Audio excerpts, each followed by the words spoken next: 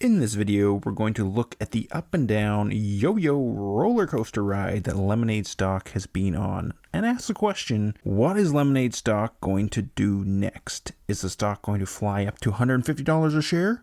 Is the stock going to crash? Let's talk about it. If you're new here, welcome here to the channel, The Paper Bag Investor. The mission of the channel is to uncover multi-bagger investments and share them with you. These are not just stocks that might do well over time, but rather businesses I'm very sure can do exceptionally well and can bring huge returns to a portfolio. By the way, nothing on this channel is personal financial advice. I feel that Lemonade is one such company that could be a multi-bagger investment. So let's review the history of Lemonade stock. But before we do, I want to mention, if you get value from this video, make sure you hit that subscribe button down below. Once we get to 10,000 subscribers, I will do a face reveal. So Lemonade is such a roller coaster of a stock. Just a year ago, it was down in the 50s, then skyrocketed up to 160 sort of range at the highest, then came plummeting down as many growth stocks did, or in the springtime or early spring there, sort of February, March, and then was sort of horizontal for a bit, came down further, even down, touched back into the 60s. And then went higher again, up to 100, and now back down again. So really a roller coaster, volatile stock just in 1 year, this much change. So why is Lemonade such a roller coaster stock? It's really quite simple. The future is unclear, and the market believes a wide range of outcomes are possible for Lemonade. Let me explain further with a graph. So if we just plot out a simple graph of Lemonade, sort of stock price on the vertical and time on the horizontal. And this is not to scale, just an illustration, but a green line showing there's a long-term bullish outcome for Lemonade. There just really becomes a huge multi-bagger. And then a red line showing a bearish outcome where it actually becomes, it goes to zero, as they think maybe it never becomes profitable. Those are the hardcore bears. And then neutral line saying maybe it's overrated, but it's going to grow into that valuation that it's at.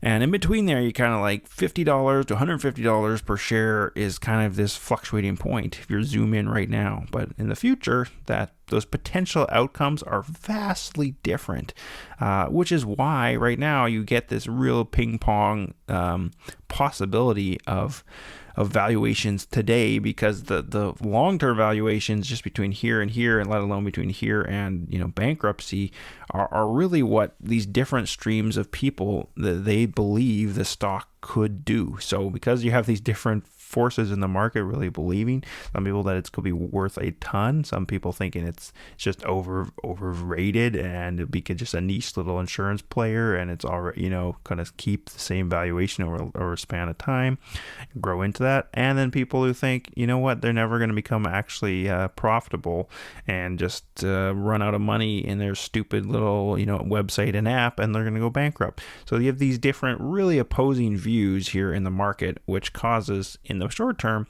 a lot of fluctuation in this sort of small range. I want to point out though, a long term, if you're a bull, these little fluctuations are not major fluctuations when you're looking at how much it could rise over a long span of time. There's a good clip from Lemonade CEO Daniel Schreiber where he explains this well. You mentioned our IPO, we wrote in our IPO prospectus about what kind of investors should really be drawn to Lemonade and what kind of performance and focus we're going to have for them. And what we wrote there was that short-term fluctuations are really noise, and we're not going to credit them as signal. We're going to focus intently on the long-term opportunity that there is before us. And insurance really is perhaps the most disruptable industry on the planet, and the prize is worth fighting for. These are businesses that can survive for 100 or 200 years and do often $100 billion a year. That is something that really means it's worth the investment. It's worth doing the hard work now of building amazing products that absolutely delight consumers on a digital substrate that incumbents just can't compete with. And that does mean plowing in those profits to the next product and the next product and the next product. Since our IPO, we've moved from being just a homeowners company to a pet insurance company to a term life insurance company, and we're on the cusp of launching car insurance. And that gives you a sense of the pace and the aspirations of the business. So 2 things from this clip with Daniel.